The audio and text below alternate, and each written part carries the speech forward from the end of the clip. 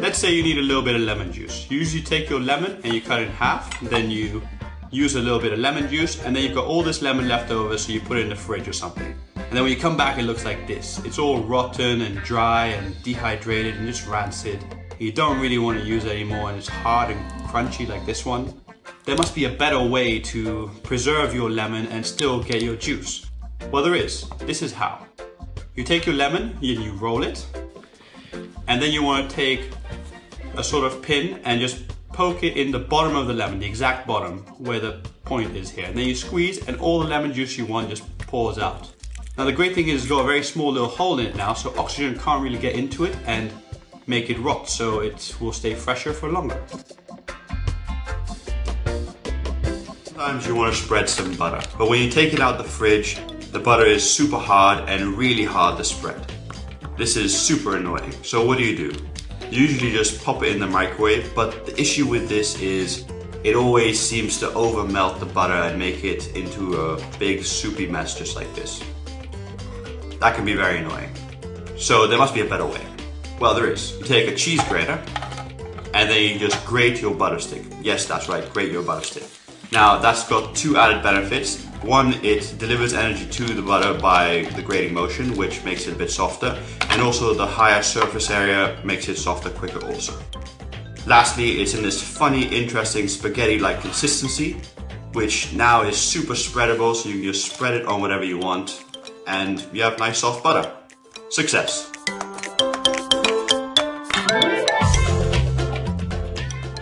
You just take a knife and a potato and you put them together and just twirl the potato around while you cut into the skin just softly in a circular motion.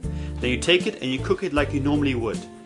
Now, by cooking the skin into the potato, you actually infuse the potato with more flavor, because most of the flavor of the potato is actually in the skin, so you get more potatoey mash. And once you've cooked it, you can just pull the skin off just like this. And it's so much more efficient, you don't waste any potato, and it's much quicker than peeling it. Take a hard boiled egg, place it in a jar, add a little bit of water to cover. Then you just place your hand over the jar and shake it like mad. And once you're done, which is pretty soon, you just take the egg out and the shell is basically falling off the boiled egg. And it's that easy to remove. Alright. Trick number 5, staying on the same shaking idea. This is a garlic bowl, and I'm just going to place it in a jar, and again, shake like mad.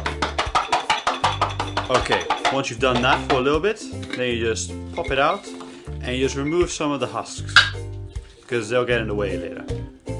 Okay, once you remove the husk, just put all these garlic cloves back inside. Alright, put the lid back on, and again, shake like crazy. Keep shaking. Just carry on shaking, and now you just pop it out, and all the skins have separated from the cloves. You can just pick them away and put them to one side, and then you've got these beautiful little garlic cloves, and if any of the skins are still on, you can put them in the jar and shake again, or just easily pull it off very easily like that. Okay. I hate it when you have old bread and it's super hard and you can't use it anymore. That's why I always keep my bread inside a plastic bag so it stays soft, just like this one here. And then you can still resuscitate it. So here I've got soft bread, but it's very, very old.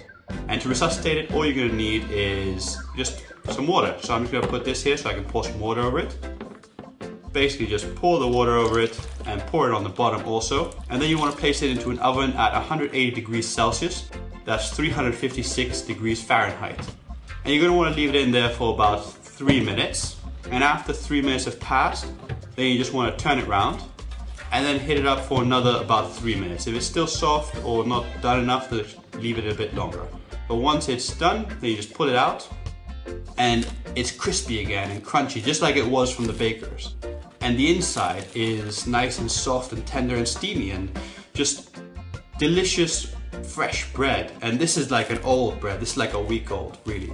But it's super usable again and just great to use. So give this a try at home and let me know what you think. For this trick, let's assume you can't find your bottle opener, but you do happen to find your blowtorch. Well, just take it and turn it on, then aim it at the little air gap in between the cork and the wine, And what will happen is it will heat up the air and make it expand, pushing the cork out the top in a nice little explosive bang, just like this.